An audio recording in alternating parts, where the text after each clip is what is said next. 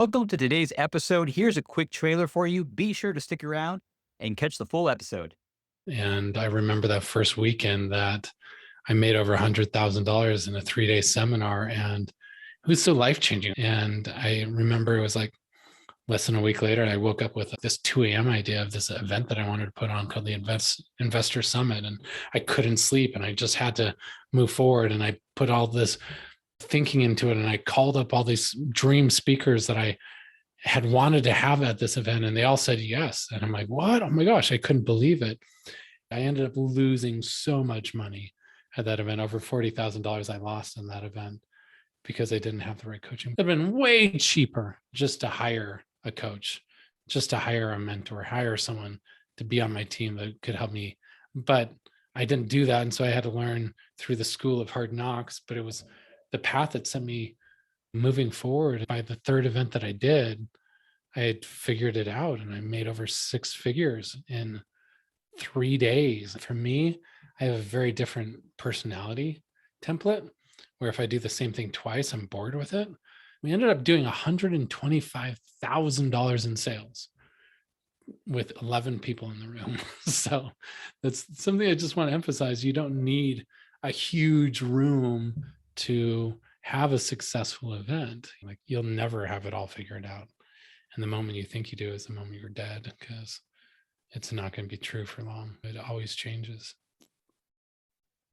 There's a phrase that we use at our event. It's called EFM, epic fucking magic. And that's what I want to be remembered for, to live a life filled with magic and filled with these moments of wonder and awe and inspiration. Have you ever wondered what event leaders are doing right now to pack their rooms and convert attendees into high-ticket clients? Welcome to the High Profit Event Show, the podcast for experts who want to maximize profits and impact through live events. I'm Rudy Rodriguez, and each week I interview industry leaders to share what's working right now when it comes to filling your events, engaging your audience, and getting clients to enroll into your high-ticket programs. So stick around and be sure to hit that subscribe button.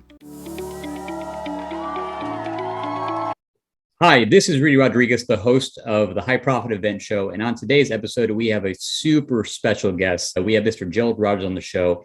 And Mr. Gerald Rogers has actually done over 160 events. He's been featured on the Today Show, as well as being a best-selling author and a father of 10 children. Gerald, welcome to the show, sir. Rudy, I am honored to be with you, and you've been a big part of my events for a long time. So anyway, I can show up and contribute and share some of my experience with your listeners, I'm always game. Awesome, my friend. I'm really excited to have you on here today and being able to share some of the wisdom that you've taught me over the years and share with me over the years here with our listeners. I have it that you're going to share with our audience how they could earn over 6 figures in a single weekend while changing people's lives. That's pretty cool. Yeah, that's something that before I got into this industry, it seemed impossible. I mean, prior to doing this work, like, to even make 6 figures in a year was a big deal. And I remember that first weekend that I made over $100,000 in a 3-day seminar, and it was so life-changing. It was just like, oh my gosh, I did it. I couldn't believe that not only I'd generated that much revenue, but I had done it doing something I loved and didn't feel like work at all. And I had been able to witness so many lives changed in the process, and I've been hooked ever since. Oh man, I think you just described the dream scenario for our listeners. Not just making the money, but feeling really good about it and then not feeling like work.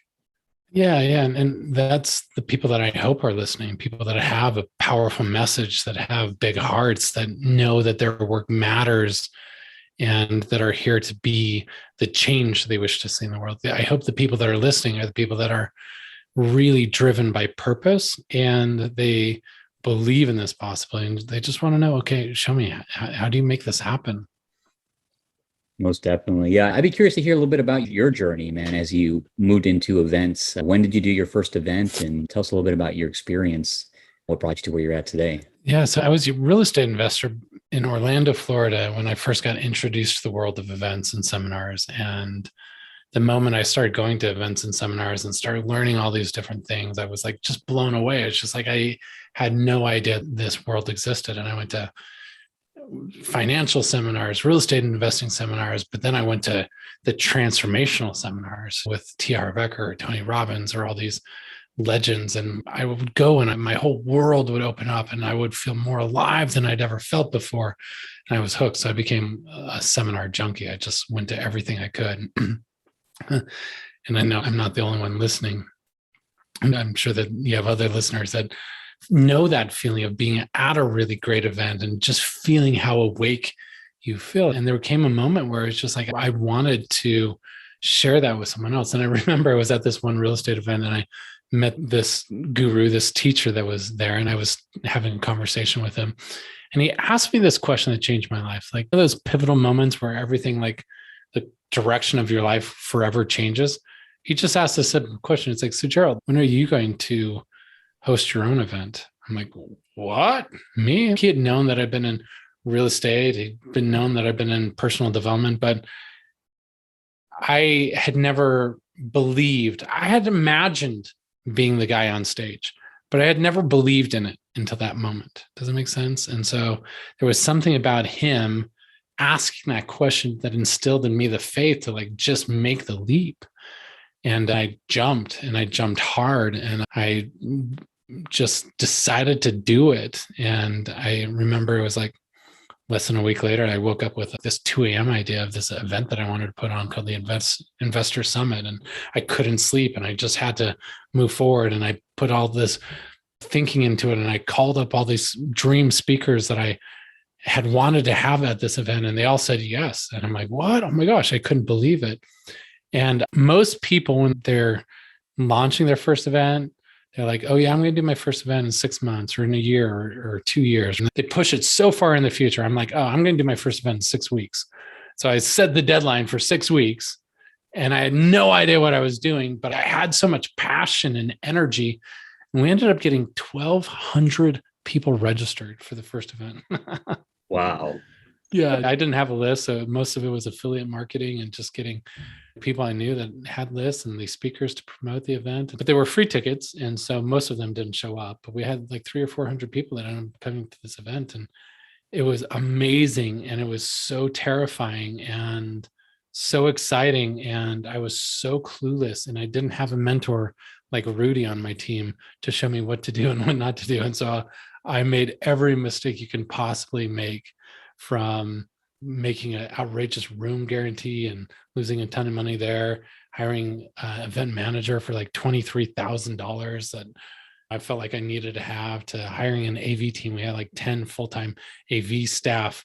We put like $45,000 into the AV system. I got slaughtered. I ended up losing so much money at that event, over $40,000 I lost in that event because I didn't have the right coaching. But there was this moment at that event where I saw the audience and I was standing on stage and I was sharing with them from my heart what I was passionate about and like why I created the event. And I just started crying and they were crying. And in that moment, I just knew that I was home. I knew that this is the work that I wanted to do. I knew that I needed to figure this out. And so even though I took a bath financially and just lost so much money, that even at that time, I was like, oh, this was the investment into my education I needed to make. It'd been way cheaper just to hire a coach, just to hire a mentor, hire someone to be on my team that could help me. But I didn't do that. And so I had to learn through the school of hard knocks, but it was the path that sent me moving forward. By the third event that I did, I had figured it out and I made over 6 figures in 3 days. And I'm like, oh, wow, okay, that feels a lot better. And now over 160 events later, I'm still addicted. I still like can't wait for our next event. I can't wait for our next retreat. I can't wait for the next experience I have to be on stage or to be in a group of people and to be able to facilitate that journey. Like it's the funnest thing on the planet for me. I love it so much. And I've learned a lot since those early days. And my message has evolved and changed and shifted over the years. My event names have shifted. My business names have shifted. But what's remained true through that whole time is like my unwavering commitment to create life-changing experiences for people and to love every minute of it. Awesome, brother. I appreciate you sharing that. And I love how you so candidly shared all of the mistakes or many of the large mistakes you made at that first event and because you didn't have a coach and how it cost you so much not having a coach, but you also did learn those valuable lessons that led to your success by the time you had your third event, which is really cool. I'm sure the listeners now are leaning in. They're like, wow, this guy knows what he's talking about. If you can share a little bit about what your strategy is to do an event, like when you want to put an event on the calendar, you want to design it, like what do you think through when you're like, okay, this is what my next event is going to be? And then how do you promote it?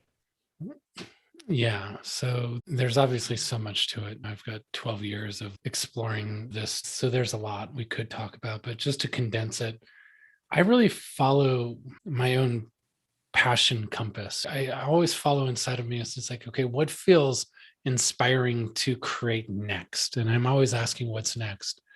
Different people have different personalities. So if you're like a Tony Robbins or Joe Dispenza, you just have one event or you have a couple of events and you just do it over and over and over and over and over and over again. And you just focus on mastery on those very, very specific things. And Tony's been doing Unleash the Power Within for 40 years, the same event, and just makes minor tweaks and just refines it. And he's a master of that because he's focused 40 years of his life on doing the repetition. For me, I have a very different personality template where if I do the same thing twice, I'm bored with it. So for me, I really have to focus on the passion of, okay, what do I feel most inspired to create next? And to follow that. And what I notice is if I'm inspired about it, then I can get other people inspired about it too. If I feel energy, if I feel like this life force like bursting from inside of me, I can enroll anyone into the journey with me. If I'm not inspired, it's going flat and I'm going to have a hard time getting people there. So personally, for me, follow the passion, follow the energy, follow what is the thing that makes me feel most alive, because I know if I'm most alive, then I can bring other people into that experience with me. Amazing, man. I once heard that sales is a transference of energy.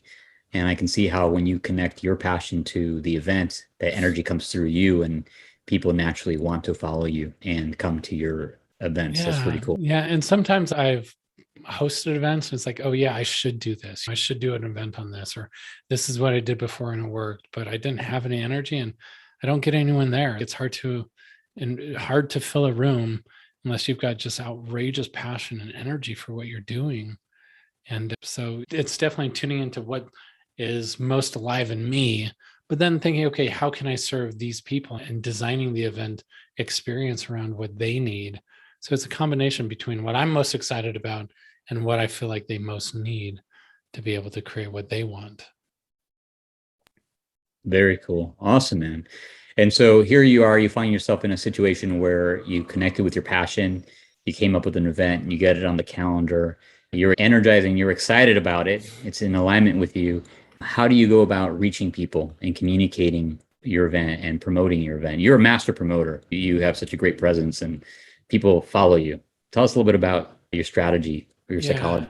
And this is $1 million question. How do you fill a room? And I wish that I had a magic formula that said, hey, just do this sequence of things and you'll have 50 or 100 people in your room. It's not like that. Instead, you have like 5 or 10 different things you're doing. And this one strategy gets 2 people, and this one gets 3 people, and this one gets 5 people. And no matter what, there's some hustle involved. There's energy output and following that trail. And so sometimes it's getting on other platforms, other podcasts, other stages, and being able to speak. Like there was one time I did one of my hypnosis shows. I did a show and I got 85, 90% of the people that were at that event all signed up for mine. And my event was filled from one speaking engagement. And there's been other times where I've made posts on social media and I've got an outrageous outpouring. And then there's been other times where I've spoken at an event and I get 2 people registered and I make a post on social media and only one person registers. And then I have to hop on the phone and follow up with a lot of people. And then there's other times where referrals fill it. So it's always a combination of joint ventures, like actually speaking on people's stages, podcasts, other people's platforms. Number 2, referrals, getting people to spread the word and invite other people. Number 3, doing social media and social media engagement of different forms. And number 4, just going out and networking. Like some of our most valuable clients come because I just go to other people's events, make some valuable relationships and give invites to people that are at those events. And that's kind of like the secret. And one of my early mentors, T.R. Becker, he shared this. Where's the place you're most likely to find people that are willing to go to a seminar? Is at a seminar. Seminar goers go to seminars. Seminar buyers buy seminars. Coaching buyers buy coaching. So being in those environments where those people are hanging out, and just a lot of like heart and hustle. I see so many people that they have these massive aspirations when they're first getting started. It's like, I'm going to have 1,000 people at my event. And then the event happens and they have 2 people there. Like, what do you do? Well, I posted about it on social media, right? They think that's marketing. I'm like, oh my gosh. Yeah. You have to be willing to be a promoter, and you have to be an advocate, and you have to be willing to bring the fullness of your energy to inspire people to make that commitment, because it's a big commitment, whether it's a 1-day, 2-day, 3-day event. It's a big deal for them to block that out of their calendar and come and invest financially to be there. So they need to really feel your passion and your energy, and to understand like why it's a must for them, and not just hey, this would be cool if I went there. Yeah, this is awesome, Gerald. I love how you're just sharing the truth of what it takes. It takes the hustle, it takes the heart. It's not one easy button to push and it all works every single time.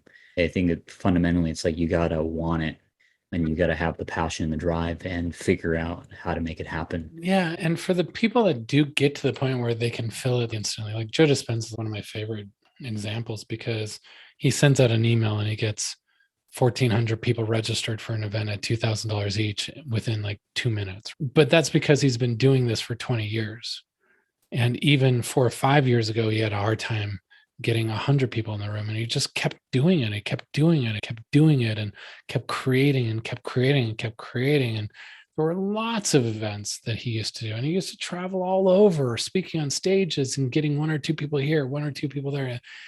He paid the price over 20 years to get to the point where he's built the system and he's got the team and he has the notoriety, and everyone wants to be at that stage without actually going through the 20 years of work. And that's, I think, a valuable reminder is every quote unquote overnight success is at least 7 years in the making. They've been doing the work. And the other thing that I just encourage people to know is just like, you don't need 100, 200, 500, 1,000 people in an event to have a successful event. You can do an amazing event with like, I'm just going to share this story real quick. I decided to do this event in Texas a few years ago and didn't have much of a list there. So I had this partner that was going to fill the event, and I got to the event expecting to have like over 100 people there. And we had 11 people show up, 11.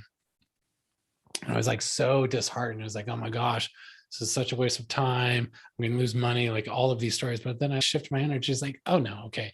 These 11 people showed up. They're here for a reason. And I'm going to bring all of me to this event. And so we just delivered and focused on pouring into these people. We ended up doing $125,000 in sales with 11 people in the room. So that's something I just want to emphasize. You don't need a huge room to have a successful event. You just need to have a commitment to keep pouring out value and finding the right people that are most ready for what you have to offer. And I think that's another valuable point. 2 things I'm hearing there. One, people, you have to be willing to pay the price. It takes at least 7 years to have an overnight success. And 2, even you start with where you're at, even a small event with 10, 11 or 10 people can be a 6-figure event if you're willing to commit to the passion and service and adding value to people at the highest level.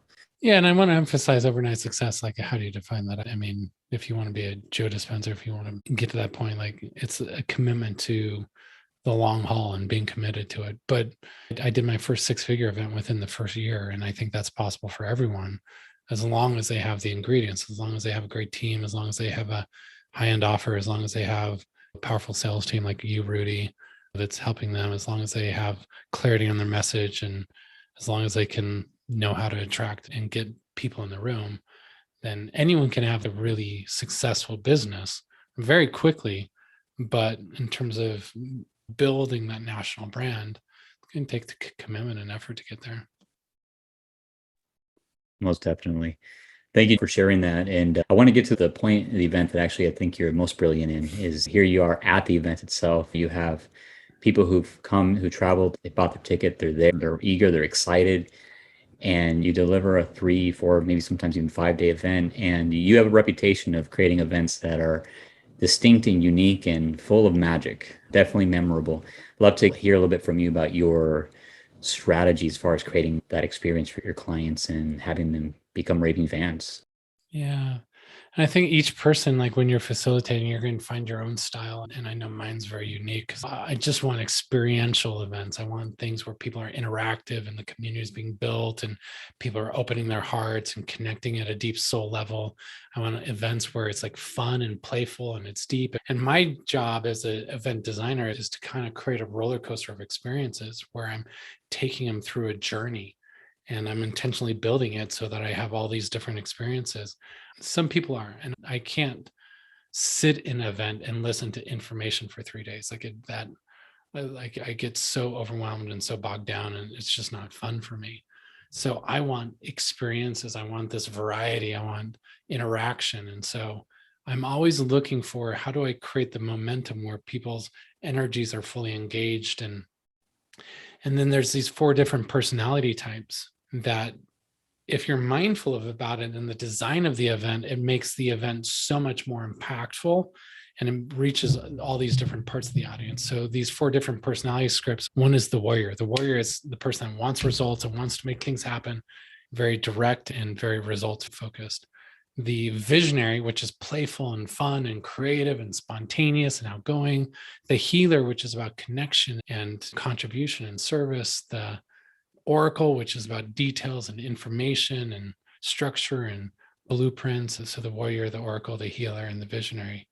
So when you're designing the event, if you can keep these different archetypes in mind, then you have the visionary things, which are super fun, and the games and the activities and the music and the energy and getting people moving. Then you have the healer, where people are dropping their heart and they're connecting deeply with the people around them and they're sharing their emotions and they're really emotionally engaged in the journey. And the oracle, where they're getting the details and the information, the frameworks and the blueprinted things, and you're showing the slides and you're going to the thing and you're having them take notes. And the warrior, which is helping them really see the results and helping them take action and create some movement. And so when I'm designing an event, I want to make sure each of these personality archetypes are really hit on so that everyone feels like the event's for them. And then building in lots of experiences, and then being very selective about the people you invite to share your stage with you. If you have other speakers to come in, to be very intentional with why are they there, what are they contributing, how is it complementing the content and the offers that you're making and not competing with it. And so being very intentional with making sure that you have the right people there that are sharing the stage with you, because you don't need to teach the whole event. God, that would be exhausting to teach 3 days all by yourself. You can build in all these different components where they can bring their expertise, and then people love it because they get those different energies built into it as well. Awesome, Gerald. Thanks for sharing that. I love the emphasis on the different personalities. I'm a big believer in that as well. When I train and teach people to take the stage and to address their audience, I cover the 4 different personalities. We use the disc archetypes, but they're very similar, and to make sure that we're hitting on the needs, desires of all the different types, and it makes a difference. So you touched briefly on being on the stage and you touched briefly on making an offer. Here you are, typically the second or third day of a 3-day event, and it comes time, the opportunity to invite people to play at a higher level with you. Kind of talk us through your strategy and how you go about having 6-figure events, and also a little bit of the psychology behind it too. Yeah. And once again, there's a lot to it. And this is why anyone that's actually really serious about this, get Rudy on your team and he'll guide you through it, because there's so much sales psychology, so much.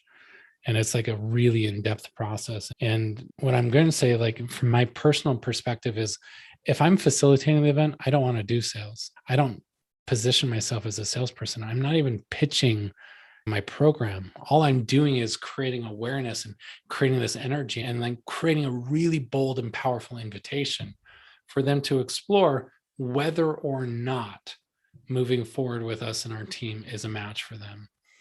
And if I'm dynamic enough in the community that I built, and if I'm clear enough in terms of the vision of what's possible, if I've demonstrated value and established credibility, then the quote unquote pitch is just like, hey, let me share with you something I'm really excited about that we've created to support you if you're really serious about your journey moving forward and creating a life that you love. And I just share the details, and I help people see the vision. And I just want them to see themselves in that future that I'm painting for them.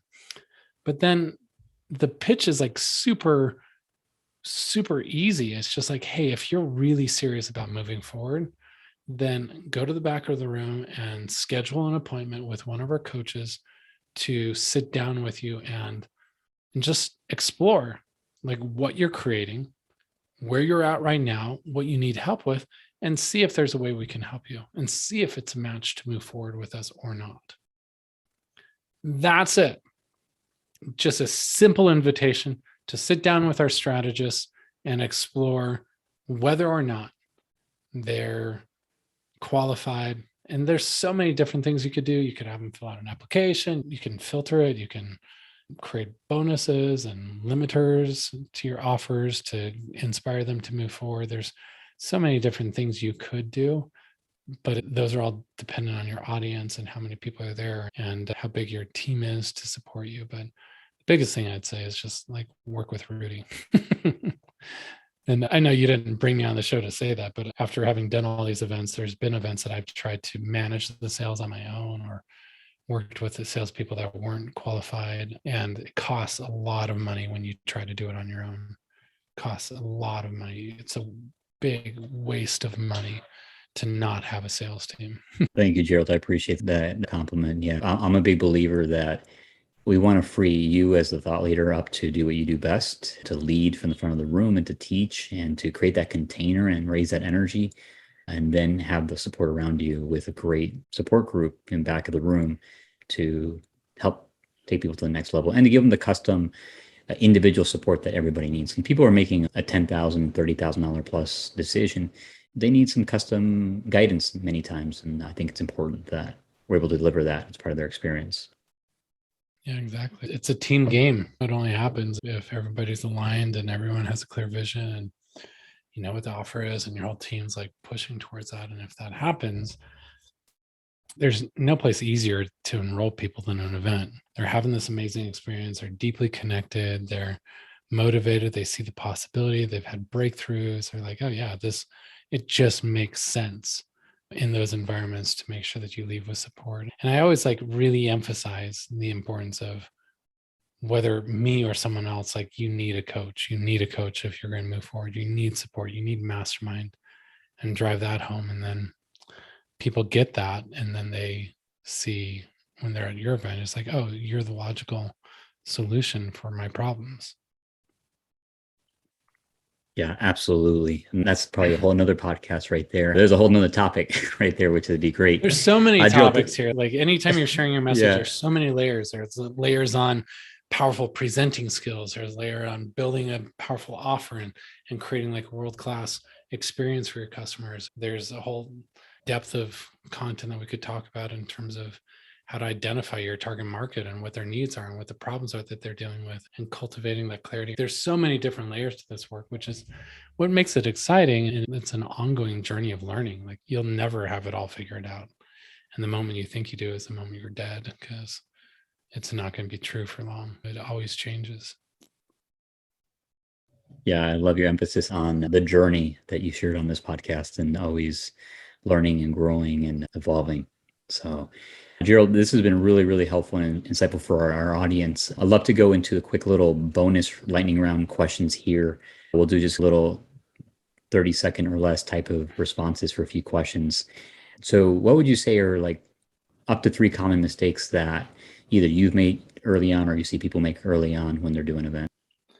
Overplan, overthink, overprepare. They feel like it all needs to be figured out. It all needs to be perfect before they get started. And so they wait, they hesitate, they just overanalyze. And honestly, they spend a year, 2 years doing something that should have been done in 4 weeks. I've recently seen that and I've seen the impact of that. Oh, Yeah. so many people, countless examples I could share with you of people that just they they think that they need to have it all figured out from the beginning. You don't. You just get started and you grow and prepare. And then the second thing is people put too much emphasis on their first event. If I could give advice to anyone, is don't focus on your first event, focus on your fifth event. Get your first event done, do the best you can, learn from it. Do your second event, do the best you can, learn from it, but keep the movement moving forward so that by your fifth event, you've got the system dialed in, you have the offers dialed in. If you focus on, okay, I want to have my fifth event in 12 months, then it puts you in momentum where you don't get stuck if the first one doesn't work out the way. It's not going to work out the way you expect it to. It might be better, it might be worse, but it's not going to be what you expected because you've never done it before. And most likely, there's going to be a lot of learning that you have to do. But as long as you're focusing on the third or fifth event, then you don't get stuck when the attendance isn't as much as you want, or if you had misjudged the offer, or you didn't feel comfortable with, different things. It's just like, oh, okay, great. Next event, this is what we're going to do better. This is what we're going to do better. This is what we're going to do better. You do that even for just 5 events. Your fifth event is going to be off the charts. But so many people are so stuck because they want the first event to be right. Just stop, just go, just make something happen. Yeah, I love it, man. What's a good book or resource you might recommend to someone who's leading events?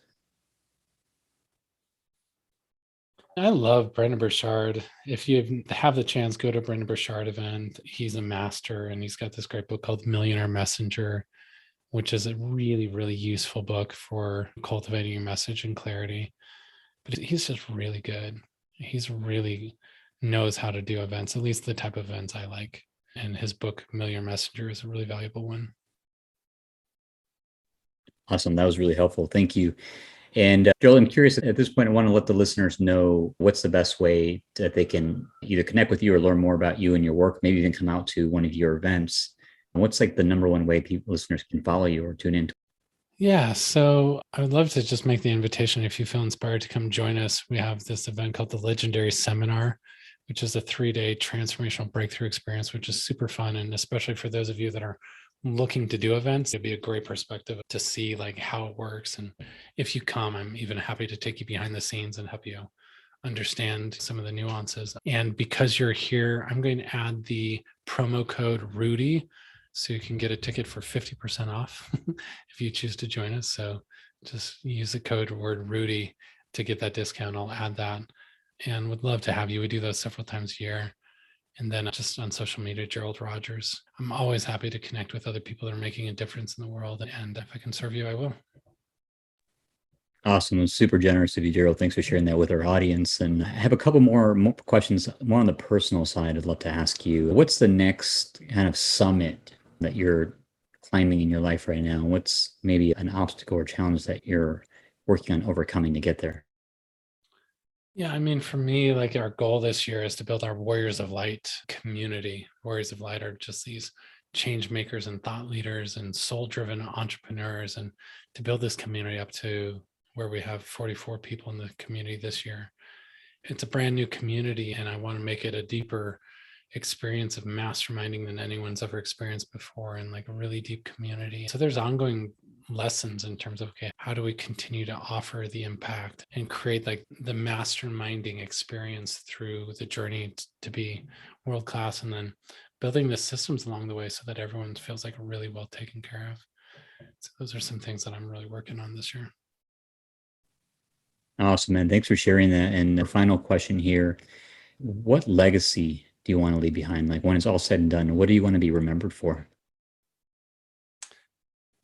There's a phrase that we use at our event. It's called EFM, epic fucking magic. And that's what I want to be remembered for, to live a life filled with magic and filled with these moments of wonder and awe and inspiration. And for anyone that knows me, I want them to think back as like, oh yeah, anytime I was with Gerald, there was a ton of EFM.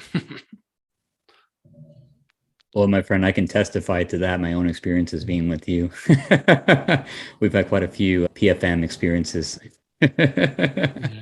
And to our group and audience, if you're tuning in, I highly recommend you take Gerald up on this opportunity to come to one of his events. I promise it'll be unlike any other event that you've ever experienced. It'll be unique, it'll be magical, and you'll learn a ton from Gerald as a master event leader. Gerald, in our final minute here as we wrap up, sir, I want to thank you for being on our show. Is there any final comments you'd like to share with our audience? Just do it. There's so many reasons not to do it. There's so many reasons to hesitate or to be afraid or to worry about losing money or feeling not prepared or feeling embarrassed. There's so many reasons, but I can tell you nothing's quite like that moment when you're standing on stage at the end of a 3-day event and you feel the impact that you've made in people's lives and you see how much the community has been built around your creation, and you just have the satisfaction. And I'll tell you, there's no better place to grow confidence and grow leadership skills than being at the front of the room and leading your own event. So whether you've been doing events and you've done 100 in the past, or if you're just getting started and you're just like launching into that journey, just stay focused and keep doing it, because this is one of the sacred places for change to happen in the world. And so be the change. Be the change you want to see in the world. I love that quote. Thank you, brother, for being on again. And for our audience listening to this episode, if you found value, be sure to subscribe if you haven't already. If you're on social media, like this episode. And also think about somebody who you think might benefit from hearing the message from today's show and actually share it with them. Again, thank you, brother, for being on. I appreciate you. And with that being said, we'll go ahead and call it a wrap. All right. Take care. Thank you for listening to the High Profit Event Show. If you are a seminar leader or thought leader or event service provider who has led or supported profitable, successful events to over 100 people, and you've been effective at enrollment into your high-end coaching, education, mastermind type programs, we're looking for guests. Love to have you on the show. You can go to our website, virtualeventsalesteam.com, click on the podcast tab and submit an application to be on our show. Also, if you found the show to be valuable, share it with someone who you think might benefit from it. Take a moment, please leave a review, and also subscribe if you haven't already. And lastly, if you have an upcoming event, whether it be virtual or in person, and you'd like to have a conversation about how to fill your coaching, education, mastermind programs fast using events, you're welcome to book a complimentary 15-minute consult with either myself or a member of my team on our website, virtualeventsalesteam.com. Again, this is Rudy Rodriguez, and congratulations on investing the time to listen to this episode. I hope it's been valuable. Have a great day.